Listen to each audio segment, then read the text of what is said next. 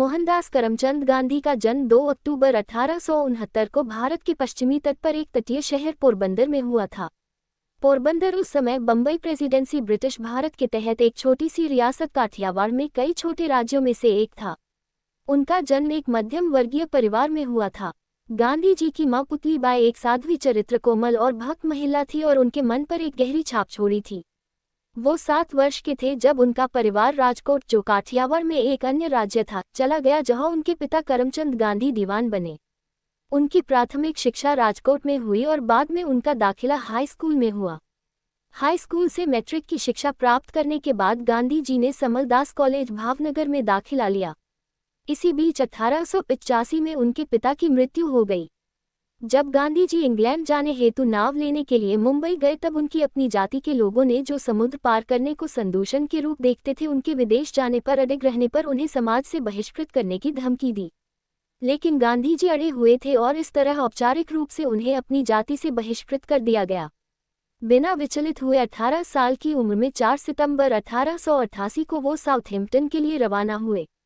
London में जीवन। London में शुरुआती कुछ दिन काफी दयनीय थे। लंदन में दूसरे वर्ष के अंत में उनकी मुलाकात 2 थियोसोफिस्ट भाइयों से हुई, जिन्होंने उन्हें सर एडविन अर्नोल्ड के मिलवाया, जिन्होंने भगवद गीता का अंग्रेजी अनुवाद किया था।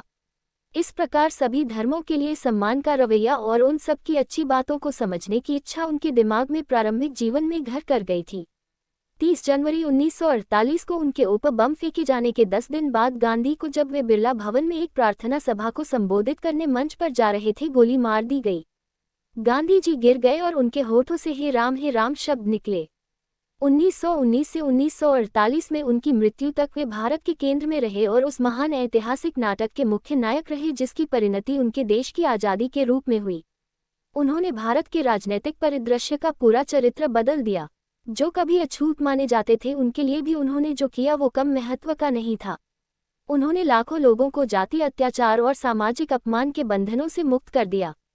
उनके व्यक्तित्व के नैतिक प्रभाव और अहिंसा की तकनीक की तुलना नहीं की जा सकती, और न ही इसकी कीमत किसी देश या पीढ़ी तक सीमित है। यह मानवता के लिए उनका अविनाशी उपहार है। महात्मा गांधी शांति पुरस्कार। भारत सरकार सम्मानित सामाजिक कार्यकर्ताओं, विश्व के नेताओं एवं नागरिकों को वार्षिक महात्मा गांधी शांति पुरस्कार प्रदान करती है। गैर भारतीय पुरस्कार विजेताओं में नेल्सन मंडेला प्रमुख हैं, जो दक्षिण अफ्रीका में नस्लीय भेदभाव और अलगाव उन्मूलन करने के लिए संघर्ष के नेता रहे हैं। गांधी जी को कभी भी नोबेल पुरस्कार नहीं मिला, हालांकि उनका नामांकन 1937 से 1948 के बीच 5 बार हुआ था। जब 1989 में 14वें दलाई लामा को ये पुरस्कार दिया गया, तब समिति के अध्यक्ष ने इसे महात्मा गांधी की स्मृति में आए कहा था। महात्मा गांधी को फिल्मों, साहित्य और थिएटर में चित्रित किया गया है।